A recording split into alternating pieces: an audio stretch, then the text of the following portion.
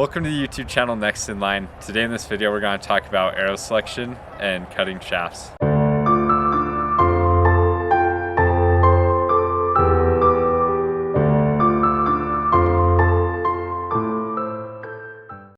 So in selecting shafts for your arrow, I like to use red twig dogwoods. You can also use willows or some types of rose bushes. And there's different woods that you can use, but I like red twig dogwoods. And so right here, this is all red twig dogwood. But you need to get pretty specific in the shafts that you select. There's certain types that you need to look for.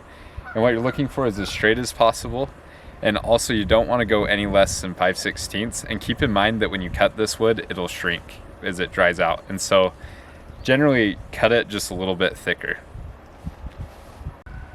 So once again, this is red twig dogwood. And the reason that I like red twig dogwood is because the grain runs throughout the whole stem. Another reason is it's abundant. You can find red twig dogwoods anywhere that water is, pretty much anywhere near a river. And so for me, it's easily accessible. And if you look near rivers, you should be able to find it. And so when I select a red twig dogwood shaft, I look for something as straight as I can get it, and also with as minimum knots in it, because those will be harder to straighten later on. But it doesn't have to be perfectly straight either, because you can straighten it with heat. So when you're cutting these shafts, I would avoid using the snippers to cut them because it can pinch the fibers together and then it'll split later on. And not always, but it is a risk that you have. So I just use a regular pocket knife with serrated edges, or you can bring up like a hacksaw or any type of saw. And then I just go from about where I want it. And I'm gonna want to take this one low because it gets skinny up here. You don't want to go any smaller than 5/16 on this, and especially when you're cutting them because it'll shrink. So, and then I just saw it to get it off. Here's some of the wild rose that I was talking about. And you can use this. The only reason that I like red twig dogwood better than this or willows is because it has a pith in the middle, or like a foamy substance. And so you'll have an outer ring of hardwood, and then in the middle there's this foamy pith. And so that's why I like the red twig, is because there's no pith, it's just wood all the way through. So once you get all your shafts cut, you're going to want to go through and cut off all the limbs, and just make sure that you get everything pretty well trimmed off. And then what you're going to do is you're going to tie them all together. And I like to put a dowel in the middle of this, just a big wooden dowel, and that helps to keep them straight. And so I use a rope that wraps around, and then on the ends I use a zip tie. And that just secures them, and it helps in the straightening process as they dry. And then I let them dry for at least a week. You can let them dry for however long you want. And I like to cut these in the winter time because there's a little bit less sap as you're working with them.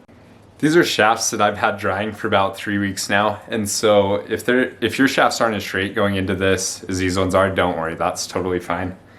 So this is that dowel that I have in the middle that I was talking about. And then I just wrap all the shafts around it, and that just helps in the straightening process. And then how I wrap this is I have a loop in a string right here, and then I put my string through this loop.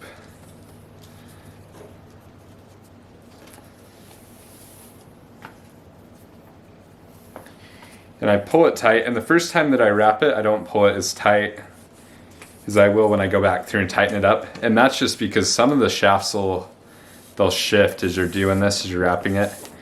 And some will even overlap each other, and that'll cause unnecessary bends in your shafts. So you want them to be not overlapping each other, and you want them to be as straight as you can get them. And then, so I usually do 2 wraps. So this is my first wrap that I'll do a little bit loose so I can make some changes. And then I'll go back through and cinch it up.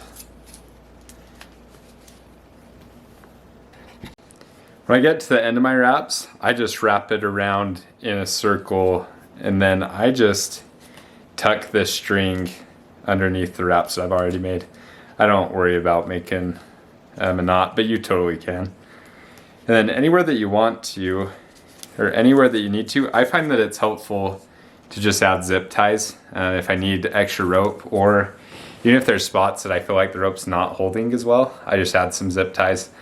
And I do about 12 to 15 shafts around this dowel.